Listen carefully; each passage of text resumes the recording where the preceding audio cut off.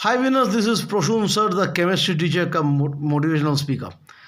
तो बड़े दिन से एक बात हम नोट किया है मेरे हर स्कूल में जहाँ जहाँ हम काम किया है। मेरे प्रेजेंट स्कूल में तो कुछ ज़्यादा ही हम देखते हैं कि पढ़े बहुत कुछ हो मगर लिखते समय प्रॉब्लम आती है, हाथ खिसकता है ना। और कई बार तो ऐसा होता है कि तैयारियाँ मस्त होती है मगर एग्ज़ाम में एकदम पूरा मतलब कांड हो जाता सब कुछ। तो इसका भी एक सलूशन मैं देना पसंद करता हूँ। और ये सोल्यूशन अगर आप मानोगे, ये मेरा एकदम रामबाण है, अमोघ अस्त्र है। इसे अगर इसे कोई मान के चलेगा तो एग्ज़ाम में उसका मतलब परफॉर्मेंस घटिया नहीं होगा। कई लोग क्या है, साल भर पढ़ के एग्ज़ाम एकदम पूरा ध्वस्त होकर चले आते हैं, तो ये वीडियोस उनके लिए है। पहली बात जो है, आपको जो नहीं करना है वो क्या है, लास्ट मिनट स्टडी। एकदम तरी पार करके पढ़ना शुरू कर दिए, मतलब कुछ भी होते जाए, नहीं।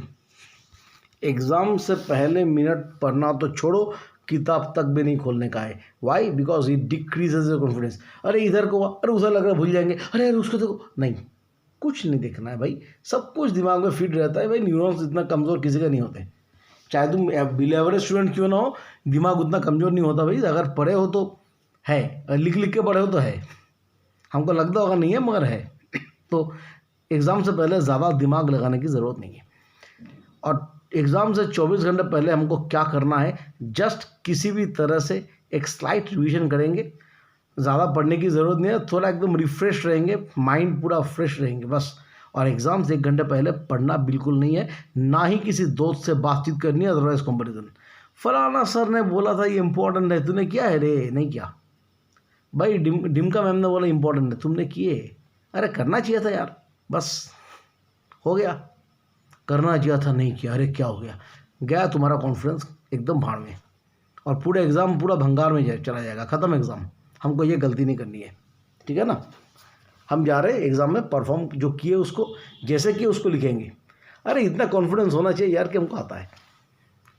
तो उसमें अगर कोई दरार है तो वो काम हमको नहीं करना। और इसके साथ हमको क्या करना है, SR स्ट्रेटजी मान के चलना है। What is SR strategy? S यानी कि स्लीप और R यानी कि रिवाइज। एग्ज़ाम से पहले कोई दोस्त वोस्त को फ़ोन नहीं करना, तूने कितना किया, मैंने ये किया, मैंने वो किया, नहीं। ये कितना किया, क्या किया, नहीं किया, मैं कोई ये सब नहीं करना। कोई फ़ोन वोन नहीं होगा, कोई किसी से मिला मुलाकात नहीं होगी। चुपचाप काम रहो। और काम इसीलिए रहना है क्योंकि काम रहोगे तो कॉन्फिडेंस आएगा। जो पढ़े हो दिमाग में है, सीधा एग्ज़ाम में जाएंगे और रगड़ के लिख के आएंगे, बस यही हमको करना है, आगे कुछ नहीं। दूसरा प्रॉब्लम जो होता है वो है पेपर प्रेशर। ये मैक्सिमम स्टूडेंट्स में होता है, खास करके जो स्टूडेंट सिंसियरली पढ़ते हैं उनमें ज़्यादा पाए गए हैं। भाई कैसे होता है, मेरा एग्ज़ाम का पेपर कैसा आएगा? तुम एग्ज़ाम हॉल में बैठे हो, अरे क्वेश्चन देगा अभी तुमको पता चलेगा कैसा आएगा पेपर। तो तभी से तुम मतलब प्रेशर ले लेते हो कि क्या होगा एग्ज़ाम में। अब क्वेश्चन अगर आता है तो भाई क्वेश्चन तुम देखोगे। होता क्या है, शुरू में एक आध क्वेश्चन तुम देख रहे हो 1 नंबर का, वो क्वेश्चन थोड़ा सा हमको दे दिया टफ। अब हुआ क्या है हमारा दिमाग में, अरे ये क्वेश्चन नहीं आ रहा है, ये नहीं आ रहा है, हमको अच्छा लिखना है। अब बाकी जो आता है उसको तुम लिख रहे हो मगर दिमाग में भैया वहाँ वो पहले दिन क्वेश्चन हम नहीं किए, ये दिमाग में बात रह गई। इसके चक्कर में क्या, वो बात दिमाग में रह गई, इसको लिख नहीं पा रहे। तो हर चीज़ में जो है तुम पूरी तरह से इफोर्ट से नहीं लिख पाओगे, तो पेपर प्रेशर हावी ना हो जाए, ये देखना है। अब देखो क्वेश्चन पैटर्न की अगर बात करें तो क्वेश्चन या फिर इजी या फिर टफ। प्रॉब्लम क्या है, पेपर अगर मान लो इजी दे दिया तो बच्चे हो जाते हैं ओवर कॉन्फिडेंट, एकदम पूरी तरह से इमोशनल बन गया, एक्साइटमेंट आ गया और बस कैसे भी करके लिखना शुरू। और एक बात हम पहले ही बोल दे रहे हैं, कामनेस गया तो एग्ज़ाम ख़त्म। और इजी क्वेश्चन अगर कुछ मतलब हद से ज़्यादा इजी क्वेश्चन पेपर आ गया तो एक बात हम बता दे रहे हैं भाई, मेरे एक्सपीरियंस एज एन एग्जामिनर, मैं वहीं से कह रहा हूँ, बोर्ड एग्जामिनर के एक्सपीरियंस में कह रहा हूँ कि जनरली की उसका टफ आते हैं, यानी कि चेकिंग टफ होगी उसकी। इसीलिए क्या है, हमको इमोशनल नहीं बनना है, पूरी तरह से उसको ठीक ठाक से लिखना है, टाइम मैनेजमेंट के साथ और बढ़िया रिप्रेजेंटेशन के साथ हमको लिखना है। और पेपर अगर टफ है तो भाई एक बात दिमाग में फिट कर लो कि टफ अगर हुआ है तो तुम्हारे अकेले के लिए नहीं होगा, सबके लिए टफ होगा। ठीक है। तो इसीलिए क्या करना, उसमें ज़्यादा दिमाग हमको नहीं लगाना, और उसका चेकिंग भी जनरली थोड़ा सा इजी रहता है। मैं एग्जांपल देता हूँ, सीबीएसई बोर्ड के 2015 की अगर हम बात करें तो मैथ का पेपर इतना ही टफ कर दिया था कि बच्चों की नींद हराम हो गई थी। लिखना तो छोड़ो, बच्चे लिख के काँप रहे थे, बहुत कोई फेलियर उसमें आया था। तो उसका की जो था थोड़ा सा इजी था। जो मैथ के टीचर्स थे उस समय एग्जामिनर्स, उनका ये कहना था, मैंने जो पूछा था दोस्तों से कि नहीं की में थोड़ा सा कंसिडर किया, तो ये होता है। तो जो भी अब पेपर अगर एवरेज आते हैं तो क्या है, इजी क्वेश्चन हम लिखेंगे भाई, टफ क्वेश्चन छोड़ो ना, उसको बाद में लिख लेंगे, कैसे भी करके, छोड़ना तो है नहीं हमको कुछ, है ना, लिख के आएंगे। और तीसरी गलती, यह महागलती है, खास करके वो स्टूडेंट्स जो सिंसियरली पढ़ते हैं। ये मैं अपने स्कूल के प्री बोर्ड के एग्ज़ाम के पेपर में कुछ ज़्यादा ही देखता हूँ। वो इस कदर गए कि फोकस मोर ऑन आंसर्स, बस ये एक गलती आपने कर दी तो बहुत कीमत देनी पड़ती है। हमको करना क्या है, हमको आंसर पे नहीं, क्वेश्चन पे फोकस करना है। और आंसर पे फोकस करने का प्रॉब्लम क्या है, हमको आता है, पढ़ के गए हैं, अब क्या होगा, हम हो गए एक्साइटेड, कुछ ज़्यादा ही एक्साइटमेंट हम में आ गया और हम आंसर लिखे जा रहे। क्वेश्चन को देखो भाई, क्या मांग रहे हैं तुमसे। कभी कभार क्या होता है, फॉर एग्जांपल ऐसा बोला है, which of the following is not the property, तो वो भाई उसमें नॉट जो वर्ड है तुमसे छूट गया, तुम सोचते गए, कुछ करके चला है उल्टा, है ना। तो बहुत बारीक बारीक चीज़ें जो हैं दिमाग से निकल जाती है। इसीलिए क्या है, हमको फोकस कहाँ करना है, क्वेश्चन पे करना है, ना कि आंसर पे करना है। फोर्थ पॉइंट जो मैं बोलूँगा वो है फाइनल पेपर रिवीजन। कई बच्चे तो ये करते भी नहीं है, ना ही किसी के टाइम मैनेजमेंट में आजकल बच्चे रखते हैं, पर ये करना चाहिए। यस, फाइनल पेपर जब हम लिख दिए, मान लेता हूँ कि हम एग्ज़ाम की तैयारी जैसे किए वैसे पेपर आया, बढ़िया लिखे हैं। बच्चों का क्या प्रॉब्लम है ना, इमोशनल बन जाते हैं, पता नहीं क्यों, इमोशनल कुछ ज़्यादा ही बन जाते हैं। अब इमोशन में आके क्या कांड कर देते हैं, सुनो। एग्ज़ाम में बहुत सारे क्वेश्चन है, एक 2 नंबर का क्वेश्चन एकदम हूबहू वही आया जो कि सजेशन में था, जो हम साल भर पढ़े हैं। अब उसमें हो गया लगे रहो मुन्ना भाई, बस इमोशनल बन के लिखना शुरू, उसी क्वेश्चन को पूरा ध्यान बना के उसमें इंप्रेशन जमाने की पूरी कोशिश। उस चक्कर में क्या होता है, हद से ज़्यादा टाइम हमने लगा दिए, अब बाकी क्वेश्चन के लिए टाइम कम पड़ेगा।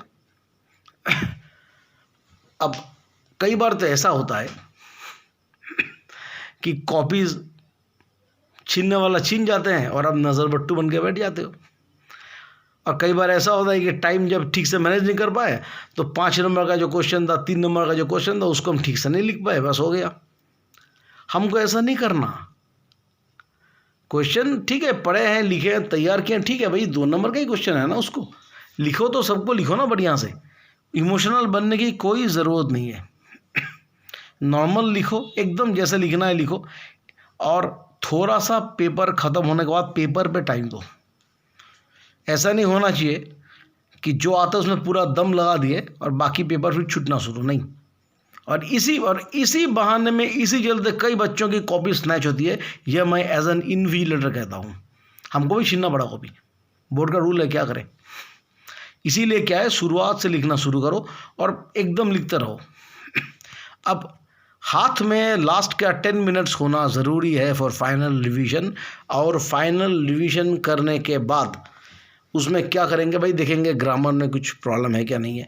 और फाइनल रिवीजन के कुछ चीज़ों में थोड़ा सा ध्यान देना पड़ता है। सबसे पहला है, अगर साइंस का पेपर है तो कैलकुलेशंस, साइंस मैथ में कैलकुलेशन देखेंगे, कहीं कुछ गड़बड़ी तो नहीं है, कोई स्टेप मार्किंग उसमें रहता है भाई हमारा, हम कहीं फार्मूला तो नहीं छोड़ दिए या कुछ कर तो नहीं दिए, यूनिट तो नहीं छूट गया, क्योंकि यूनिट छूटने में नंबर काटता है, ये सब थोड़ा देख लो। सेकंड देखना जो है, डेफिनेशन लिखे हैं भाई, एग्जाम्पल दे सकते हैं, दे दो। अगर एग्जाम्पल मान लो कि डेफिनेशन के साथ कोई फार्मूला आती है, उसको डाल दो। ये सब जो फाइनल जो फिनिशिंग टच होते हैं। और last but not the least, जो आंसर में मान लो कि ये सब मैथमेटिकल वाला पार्ट नहीं है, लॉजिक एंड रीजनिंग है साइंस में, उसमें क्या करना है, उसको पढ़ो, एकदम फास्ट रीडिंग करके देख लो, पॉइंट ऐड करना है तो एरो डाल के कर देंगे हम। और last but not the list, उसी टाइम पे क्या करेंगे, इंपॉर्टेंट पॉइंट्स में हम अंडरलाइन करेंगे। और किस तरह से टॉपर्स लिखते हैं, अगर उसके बारे में कोई वीडियो चाहिए तो कोई रिक्वेस्ट अगर आएगा तो उसका भी एक बना देंगे। तो ये 3 पॉइंट हम फिर से बोल रहे हैं। फाइनल रिविजन में क्या करना है, कैलकुलेशन, ग्राफ वगैरह जो भी है, केमिकल इक्वेशन जो भी है, इसको थोड़ा देखना है। दूसरा क्या है कि रीजनिंग वाला क्वेश्चन में फाइनल रिविजन जो है, फाइनल फास्ट रीडिंग करेंगे। तीसरा क्या है, इंपॉर्टेंट पॉइंट्स को हम दागी मारेंगे, यानी कि अंडरलाइन करेंगे। अब 5वां पॉइंट है वाटर बॉटल। कई लोग सोचेंगे अरे पानी तो हॉल में भी होता है भाई। अब हॉल में तुम बार बार जाओगे, फॉर्म फिलअप उसका भी तो लिखना पड़ता है ना, एंट्री एग्जिट ये सब लिखना पड़ता है, फिर बाहर जाओ पियो आओ, ज़रूरत नहीं है। You keep a water bottle with you. Why? Because this is very scientific. Water is related to your brain. पानी के साथ ब्रेन का एक संबंध होता है, क्योंकि हम एक बात बताते हैं, 75% ब्रेन का क्या है, पानी ही तो है वो। तो नेचुरली क्या होता है, एग्ज़ाम के समय अगर मेरा वाटर का थोड़ा डिहाइड्रेशन स्टार्ट हो जाएगा तो न्यूरॉन्स ठीक से कनेक्ट नहीं कर पाएगा, और न्यूरॉन्स ठीक से कनेक्ट नहीं करेगा तो क्या, स्ट्रेच लगेगा, ड्राउजी लगेगा, अजीब सा लगेगा, मतलब थक गया, अजीब सा लगता है। और अगर एग्ज़ाम देते देते थोड़ा सा स्ट्रेस लगे, अजीब सा लगे, ड्राउजीनेस हल्का हल्का अगर ऐसा लगना शुरू हो जाए या फिर झंझनी शुरू हो जाए, थोड़ा सा पानी पी लो।